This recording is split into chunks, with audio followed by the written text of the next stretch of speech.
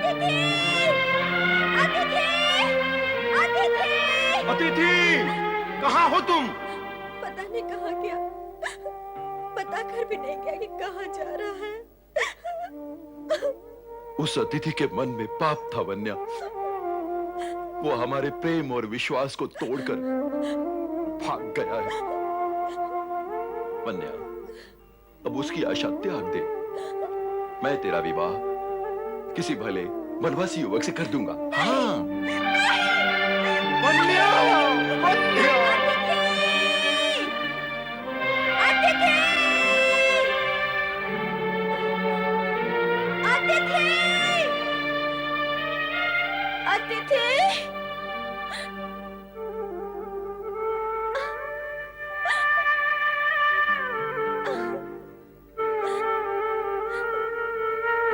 तुमने मुझसे विश्वासघात क्यों किया अदिति? मैं तो तुम्हें अपने मन मंदिर में बिठाना चाहती थी और तुमने कम से कम तुम मुझे बता कर तो जाते। क्या तुम क्या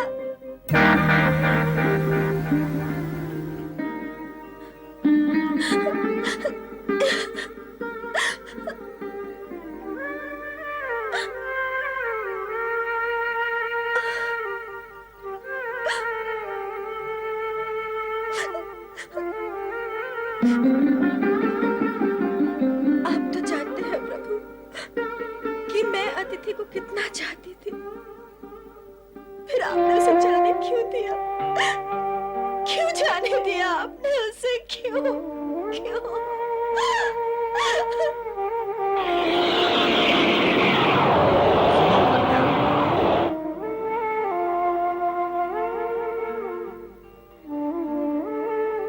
वही हुआ जो विधि के अनुसार होना था। इसलिए अब तुम अपने आप को दुखी न करो। पर्वत तुम्हारे योग्य नहीं था और तुम उसके योग्य नहीं थे। तुम्हारा उसका कुछ समय का मिलन और संयोग नदी और नाव के संयोग के समान था। इसलिए उसका दुख मत करो और अपने पिता की आज्ञा का पालन करो।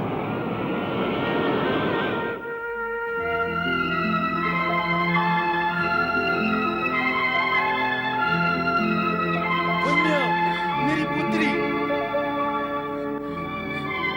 बापू, अब तुम जैसा कहोगे ना, मैं ठीक वैसा ही करूंगी। चल, भगवान शंकर चाहेंगे तो सब ठीक हो जाएगा। चल। हेलो, कहाँ जा रहे हो? महाराज ने संदेश से इनसे मिलने। अरे हम तो मुनि हैं, हमारे लिए यहाँ प्रवेश पर कोई प्रतिबंध नहीं है। महाराज का आदेश है, महल में किसी साधु मुनि को प्रवेश ना करने दिया जाए। आप चले जाओ यहाँ से। मेरा मित्र नारद यही महल के भीतर है, मैं उसे मिलना चाहता हूँ। नारद, उस भ्रमंचक पापी वानर मुखी नारद ने हमारी राजकुमारी दमयंती का जीवन नष्ट कर दिया है। उसका तो नाम लेना भी पाप है। आप चले जाओ यहाँ से। वो पापी है, ये पुण्यात्मा, ये सुनने के लिए नहीं आया हूँ मैं यहाँ पर। मैंने कहा ना, मैं उससे मिलना चाहता हूँ, बस। महाराज रक्षा करें, महाराज। महाराज अपने इन प्रतिहारियों से मेरी रक्षा करें। अब ये बताएं कि मेरा मित्र नारद कहाँ है? सुनो मुनिवर, जिस प्रकार उस नारद को इस महल से निकाल कर बाहर कर दिया गया है, उसी प्रकार आपको भी निकाल कर बाहर कर दिया जाएगा। भलाई इसी में है कि उसका नाम भी हमारे सामने ना ले। कैसी दुर्दशा की है उस नारद ने हमारी पुत्री दमयंती की। उसे विक्षिप्त कर दिया है, छीन लिया है हमसे। एक राजकुमारी होते हुए भी उसे भिखारिन सा जीवन व्यतीत करना पड़ रहा है। हम चाहते तो इस अपराध के लिए नारद को प्राण दंड दे सकते थे, परंतु कहीं दमयंती भी उसके पीछे अपने प्राण न त्याग दे, इसी विचार से हमने उसके विरुद्ध कुछ नहीं किया। अब इतना बताएं कि वो दोनों कहाँ हैं? हम कुछ नहीं बताएंगे कृपा करो और चले जाओ यहां से।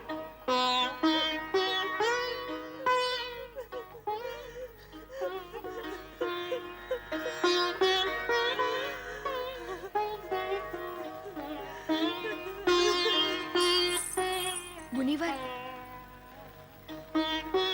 आज मैं राजकुमारी दमयंती से मिलने उनकी कुटिया में जाने वाली हूँ।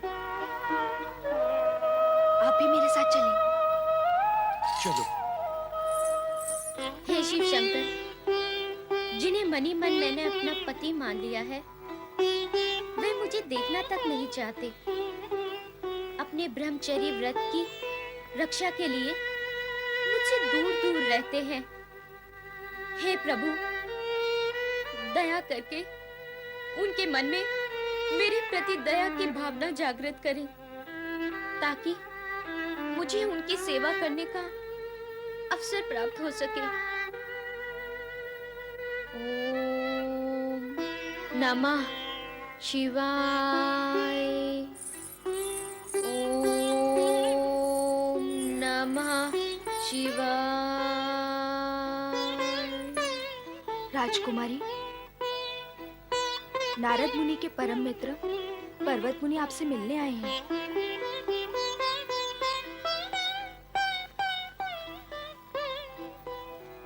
प्रणाम पर्वत मुनि। आपका कल्याण हो। वही तो नहीं हो रहा है। कल्याण का कार्य करने के पश्चात आप कल्याण की कामना कर रहे हैं, तो दोनों में से सत्य क्या है मुनिवर? अकल्याण का कार्य मैंने किया? वानर मुखी होने का श्राप मुनि नारद जी को देकर क्या आपने उनके और मेरे कल्याण का कार्य किया है? श्राप के प्रभाव से वानर मुखी होने के कारण मेरे स्वामी इधर से उधर भटकते रहते हैं। वे किसी को अपना मुख तक दिखाना नहीं चाहते। तो क्या नारद इस कुटिया में नहीं है? मैं नहीं जानती वे कहाँ हैं। मैं स्वयं उनके दर्शन पाने के लिए तरस गई हूँ। तो अब कहाँ ढूंढूं उन्हें? उनसे मेरा मिलना अति आवश्यक है। मुनिवर, मेरा विचार है कि वे कहीं दूर नहीं गए होंगे, यहीं आसपास वन में ही होंगे। वो कहीं भी हो, मैं अपने मित्र को अवश्य ढूंढ लूंगा। मित्र नारद, कहाँ हो तुम? मैं तुम्हारा मित्र पर्वत तुमसे मिलने आया हूँ। नारद! वसुधा, क्या अभी माताजी और पिताजी मुझसे रुष्ट हैं? क्या उन्होंने मुझे क्षमा नहीं किया? राजकुमारी, तुम्हारी ये दशा मुझसे देखी नहीं जाती। कहाँ गया वो तुम्हारा हंसना, खिलखिलाना, वो गूढ़ कथाओं का कहना? तुम दिन रात हंसती रहती और अब हर समय उदास, दुखी। ये कौन सा जीवन जी रही हो राजकुमारी? ये जीवन मैंने स्वेच्छा से अपनाया है वसुधा। मुझे लगता है नारद जी मेरे कारण श्रापित हुए हैं। तो अब ये मान लो, मैं उस पाप का प्रायश्चित कर रही हूँ।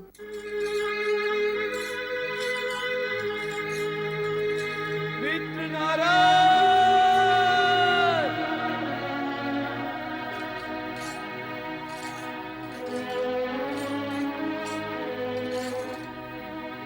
सखा नारद!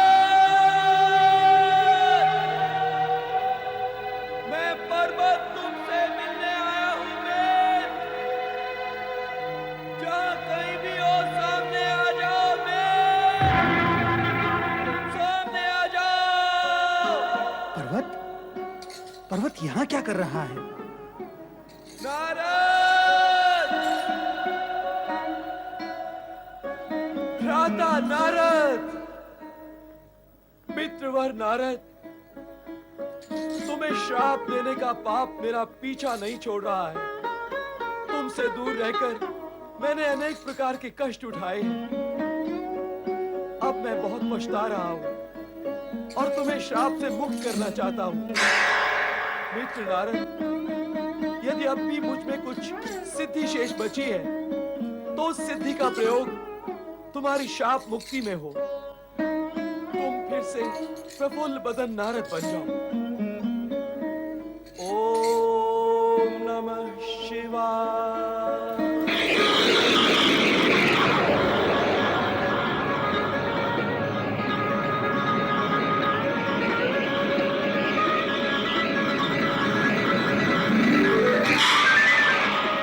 नारायण नारायण।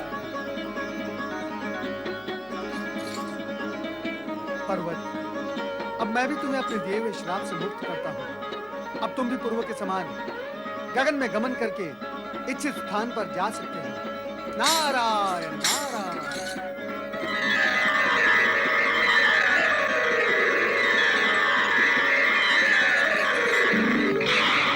मैं श्राप मुक्त हो गया, मैं श्राप मुक्त हो गया।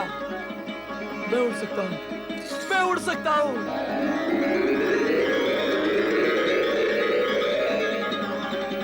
मित्र नारद, तुम धन्य हो।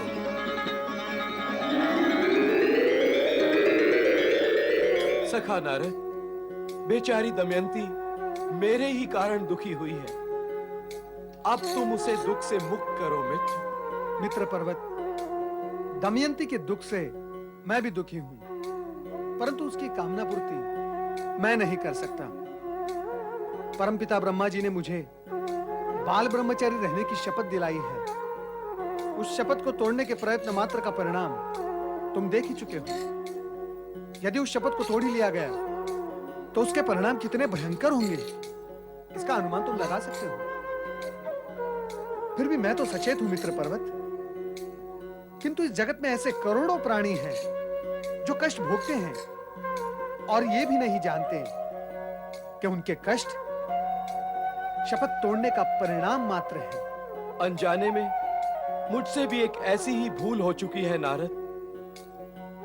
एक वन कन्या मुझे अपना हृदय समर्पित कर चुकी थी, किंतु अपने ब्रह्मचर्य व्रत की रक्षा के लिए मुझे उसे छोड़कर चले जाना पड़ा। किंतु तुम दमयंती की एक निष्ठा के लिए कोई उपाय अवश्य करो मित्र। दमयंती जैसी सती साध्वी और त्यागी नारी को दुखी करने का पाप मैं नहीं कर सकता। मैं तो उसे सत्य और वस्तु स्थिति से अवगत करा के उसे समझाने की चेष्टा करूंगा। पर्वत मुनि अपने मित्र नारद मुनि को ढूंढने वन की ओर गए हैं। क्या वे उन्हें ढूंढ पाएंगे? दोनों बाल सखा हैं, एक दूसरे को अत्यंत प्रिय हैं और प्रिय है, प्रिय है। जो प्रिय होते हैं क्या उन्हें श्राप दिया जाता है? दोनों ने एक दूसरे को श्राप दिया है। किंतु पर्वत मुनि अब पछता रहे हैं वसुधा। पछताने वाले स्वयं इसी ओर आ रहे हैं।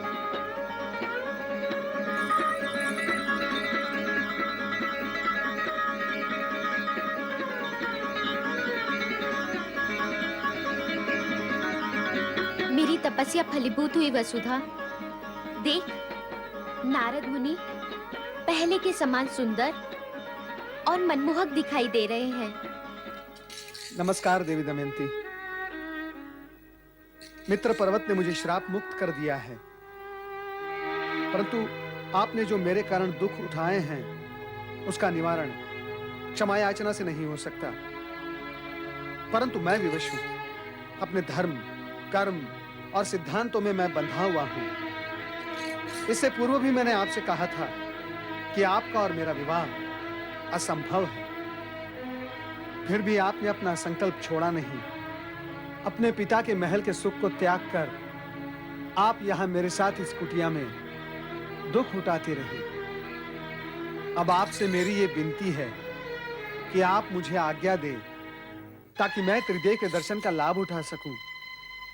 वानर मुखी बनने के पश्चात मैं अपना मुंह छिपाकर छटपटाता रहा। अब आप सहर्ष मुझे अपने मानसिक बंधन से मुक्त करें, यही मेरी आपसे विनती है। यही है विनती मेरी आपसे। मुनिवर नारद जी, मैं आपको प्रणाम करती हूँ। आपने अपनी विवशता प्रकट की, जिसे मैंने सुना। अब आपसे मैं अपनी विवशता स्पष्ट करती हूँ, जिसे आप ध्यानपूर्वक सुने। विवशता? कैसी विवशता? आर्यव्रत में नारी एक बार किसी पुरुष को मन, वचन, कर्म से अपना पति मान चुकी हो, तो वो किसी अन्य रूप में उसे नहीं देख सकती। आपका मेरा संबंध जन्म जन्मांतरों का है, किंतु मैं आपको जाने से रोकूंगी नहीं, क्योंकि पति की इच्छा के विरुद्ध उसे अपने बंधन में बांध कर रखना एक पत्नी के लिए सर्वथा अनुचित है। अब आप इस बंधन से मुक्त है राजकुमारी दमयंती।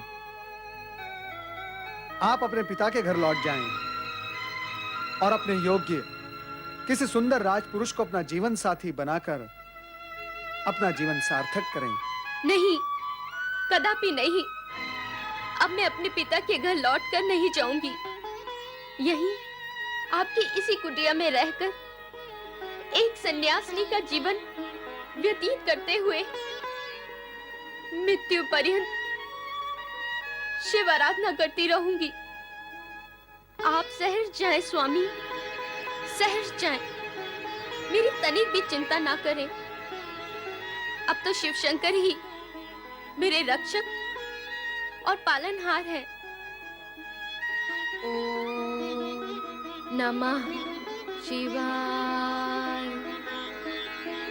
ओम नमः शिवाय। नारायण नारायण। जय जय ब्रह्मदेव। राजकुमारी दमयंती मृत्यु पर्यंत शिवाराधना का प्रण कर भोलेनाथ की भक्ति में लीन हो गई। दमयंती की भक्ति व भावनाएं एक आदर्श नारी के विचारों का प्रतीक थीं, तथा शिव को प्रसन्न कर फल प्राप्त करना ऐसे ही विचारों का दर्पण था। दूसरी ओर ऐसे ही विचारधारा का प्रतीक असुर वृत्रासुर अपने दृढ़ निश्चय पर अडिग ब्रह्मदेव से वरदान प्राप्ति की इच्छा हेतु तन मन से उनकी तपस्या में लीन था।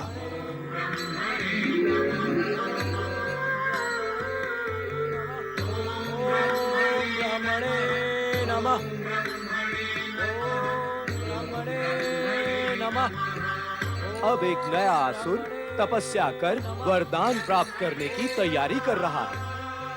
सदा की भांति वरदान प्राप्त कर उपद्रव करेगा, जन जन को पीड़ित करेगा और स्वर्ग पर आक्रमण भी करेगा।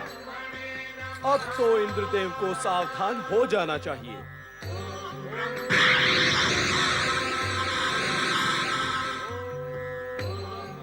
मित्र, तुम जानते हो ये कौन है? कैसे जानूंगा? मुझे तुम्हारी भांति ब्रह्मदेव की कृपा प्राप्त नहीं है। तुम ही बताओ, ये नया असुर कौन है? यह ऋषि त्वष्टा का यज्ञ पुत्र वृत्रासुर है। यह अपने यज्ञ पिता की कामना अवश्य पूर्ण करेगा। तब तो इंद्रदेव को तुरंत सावधान हो जाना चाहिए। मित्र, यदि अवसर सामान्य होता तो वृत्रासुर की तपस्या के विषय में मैं देवराज को अवश्य बता ही देता, परंतु अब मैं अपना पूर्व रूप पाकर मैं सर्वप्रथम भगवान भोलेनाथ और माता पार्वती के दर्शन करना चाहता हूं। मित्र पर्वत, तुम तो देवगुरु बृहस्पति से मिलने स्वर्गलोक जा ही रहे हो। वृत्रासुर के विषय में देवराज को सावधान कर देना। मैं चला कैलाश पर। नारायण नारायण। जय जय ब्रह्मदेव। बताओ देवी, कुछ ही क्षणों में कैलाश पर पहुंचने वाला पहला प्राणी कौन होगा? आप मुझे सूचित करने की अपेक्षा मुझसे प्रश्न क्यों कर रहे हैं स्वामी? ओम नमः शिवाय। नारद, मैं तुमसे ये कदापि नहीं पूछूंगी कि तुम इतने समय तक कहाँ रहे। मैं तो केवल इतना ही जानना चाहती हूँ कि प्रभु की भविष्यवाणी के अनुसार तुमको तो अवश्य ही धर्म पत्नी प्राप्त हुई होगी, तो तुम उसे साथ लेकर क्यों नहीं आए?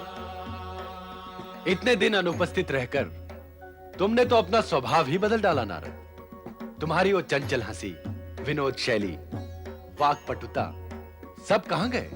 मुझे ये ज्ञात नहीं था भोलेनाथ कि आपके वरदान की ओट में मेरे लिए अभिशाप भी छिपा हुआ था। क्या मेरे साथ वो विचित्र खेल खेलने में आपका कोई विशेष प्रयोजन था देवेश्वर? वो खेल नहीं था नारद, विधाता का विधान था जो तुम्हारी ही इच्छा से उद्भव और प्रकट हुआ था। यदि महर्षि दधीची को उनकी पत्नी सुवर्चा के साथ तपस्या करते देखकर तुम्हारे मन में पत्नी को पाने की इच्छा न जागती, तो न तुम वानरमुखी बनते और न ही धर्म पत्नी को पाने की इच्छा से कोरे ही रह जाते। स्वामी, नारद वानरमुखी बने और इनका विवाह भी हुआ, ये सब आपने मुझे क्यों नहीं बताया? माता, मेरा विवाह नहीं हुआ। मैं परमपिता ब्रह्मा जी का मानस पुत्र, बाल ब्रह्मचारी। भला विवाह करने का अपकर्म मैं कैसे कर सकता हूँ? तो क्या धर्मपत्नी तुम्हें विवाह के बिना ही प्राप्त हो गई? माता, ये एक अत्यंत करुण कहानी है। भगवान भोलेनाथ जानते भी हैं कि वो अभागी राजकुमारी दमयंती मेरी इच्छा के विरुद्ध मेरे ही मोहजाल में फंस गई, और मैं भी उसी चक्कर में आकर अपने परम मित्र पर्वत के श्राप से ग्रस्त होकर वानरमुखी बन गया। जो कुछ हुआ उसे भूल जाओ नारद। वो दुःस्वप्न के समान एक कटु अनुभव था जिसे भूल जाना ही हितकर है।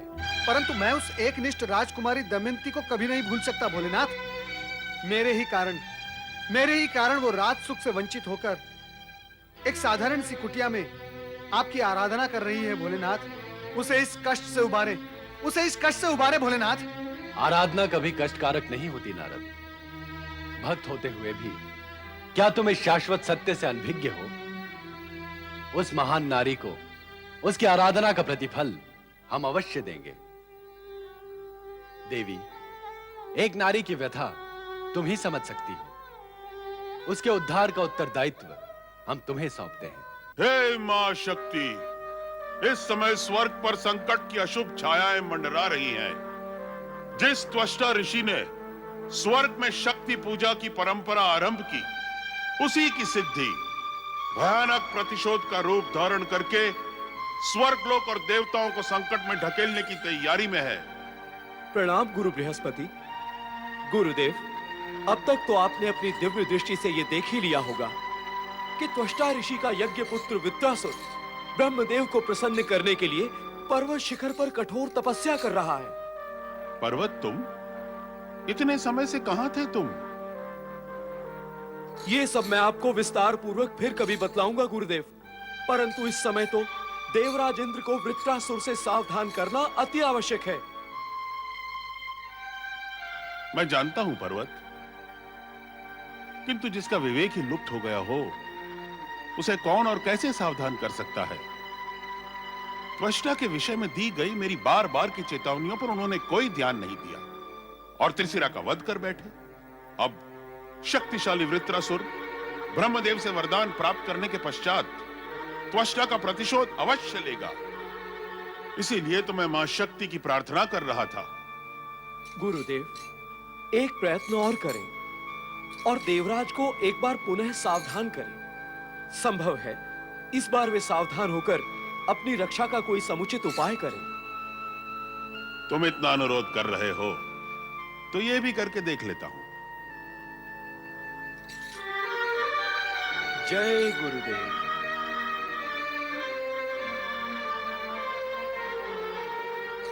हे मां शक्ति, देवराज इंद्र को सद्बुद्धि दो।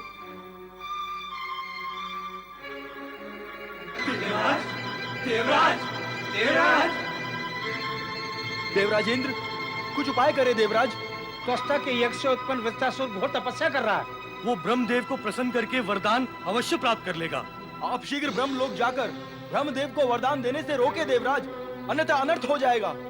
हाँ स्वामी, आप तुरंत ब्रह्मलोक जाएं। देवराज, अनुरोध करने पर भी आप ब्रह्मदेव को वरदान देने से रोक नहीं सकेंगे, क्योंकि जो कठोर तपस्या करता है वो ब्रह्मदेव से वरदान अवश्य पाता है। और ये तो आपने देख ही लिया है। इसीलिए वृत्रासुर के आक्रमण से स्वर्ग को बचाने के लिए अन्य कोई उपाय करना होगा। क्या है वो उपाय? कृपा कर आप ही बताएं गुरुवर। इस समय स्वर्गलोक और देवताओं को संकट से बचाने का एकमात्र उपाय है क्षमा याचना। क्या? कैसी क्षमा याचना? कौन किससे करेगा क्षमा याचना? आप करेंगे ऋषि त्वष्टा से। उनसे सच्चे हृदय से क्षमा मांगकर उनके भीतर धधकती प्रतिशोध की अग्नि को शांत करें। कदापि नहीं। इंद्र क्षमा मांगे उस त्वष्टा से? स्वर्गाधिपति इंद्र एक साधारण साधु से क्षमा मांगे? ये तो त्रिकाल में भी संभव नहीं है देवगुरु। उस इंद्र द्वेषी त्वष्टा से क्षमा मांगने का प्रश्न ही नहीं उठता। जिसका विवेक लुप्त हो गया हो उसे सावधान करना व्यर्थ है। ओम नमः शिवाय। देवी शची, देखा तुमने देवगुरु को? अब वे हमारे शुभ चिंतक नहीं रहे, अब वे त्वष्टा के प्रशंसक हो गए हैं। अब देवगुरु से किसी भी प्रकार की आशा रखना व्यर्थ है। आप भी चिल्लाते हुए यहाँ चले आए, स्वयं कोई उपाय नहीं कर सके। उस दुष्ट वृत्रासुर की तपस्या को भंग करने के लिए आप अपनी अपनी दिव्य शक्तियों का उपयोग कर सकते थे। जाओ और उसे अपनी दिव्य शक्तियों के प्रहार से नष्ट कर दो। ध्यान रहे, आज से हमारा एकमात्र उद्देश्य है त्वष्टा की हर सिद्धि को नष्ट करना। जैसी आपकी आज्ञा देवराज। ओम ब्रह्मणे नमः। ओम ब्रह्मणे नमः। ओम ब्रह्मणे नमः। ओम ब्रह्मणे नमः। ओम ब्रह्मणे नमः। ओम ब्रह्मणे नमः। ओम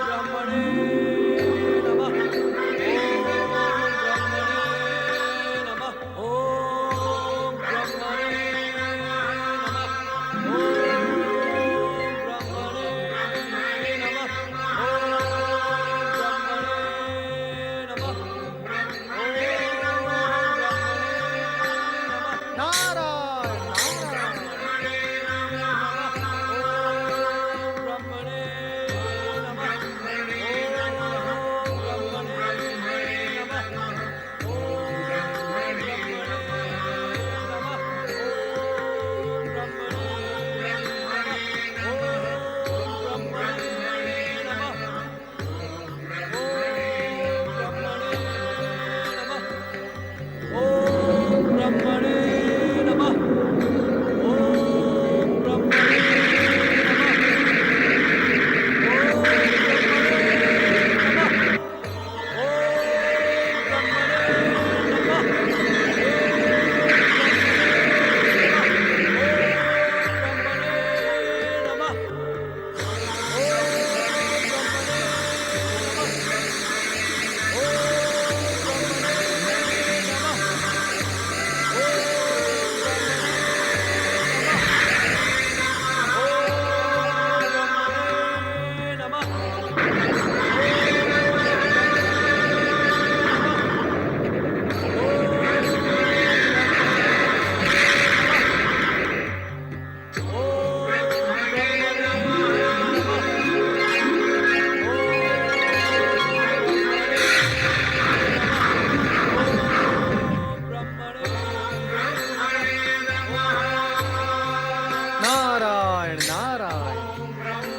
वृत्रासुर के ज्वालामय बाण ही देवताओं को भगा सकते हैं, तो इसे वरदान की क्या आवश्यकता है? देवी सरस्वती, जिस नारद के लिए तुम इतना चिंतित हो वो शीघ्र ही यहाँ पहुँचने वाले हैं। पर नारद इतने समय तक थे कहाँ? ये प्रश्न तुम नारद से ही पूछना। ब्रह्मदेव आपसे प्राप्त दिव्य ज्ञान का प्रयोग कर मैं ये सत्य तो जान ही चुकी हूँ कि नारद आपकी रची हुई किस खेल में उलझे रहे, इसलिए मैं उनसे कुछ नहीं पूछूंगी। नारायण नारायण। आओ नारद, आओ। तुम इस समय वृत्रासुर की कठोर तपस्या और उसका परिणाम देखकर आ रहे हो, साथ ही ये सोचने में लगे हो कि उसको हमारे वरदान की क्या आवश्यकता है। परंतु हम उसे वरदान अवश्य देंगे, क्योंकि हमारी आराधना करने वाला हमारे वरदान का अधिकारी अवश्य होता है। ये सत्य तो मैं भी जानता हूँ परमपिता कि वृत्रासुर को आपसे वरदान अवश्य प्राप्त होगा और वो इंद्र से त्वष्टा ऋषि के अपमान का प्रतिशोध भी अवश्य लेगा। किंतु मुझे आश्चर्य इस बात का है परमपिता कि इस विषय में आपने अभी तक मुझसे प्रश्न क्यों नहीं किया कि इतने समय तक मैं आपकी सेवा में उपस्थित क्यों नहीं हुआ। इसका रहस्य हम हम जानते जानते हैं हैं। नारद। नारद, सत्य तो यही है कि तुम अपनी ही इच्छा के चक्र में फंसे और कुछ समय पश्चात शिव कृपा से मुक्त हो गए। अब भविष्य में ऐसी भूल कदापि न करना। माता, अब मैं ऐसी भूल कर भी नहीं करूंगा। मेरे सारे प्रश्नों का समाधान हो गया है। अब मैं आज्ञा चाहूंगा। मैं भगवान श्री हरि विष्णु के दर्शन के लिए अत्यंत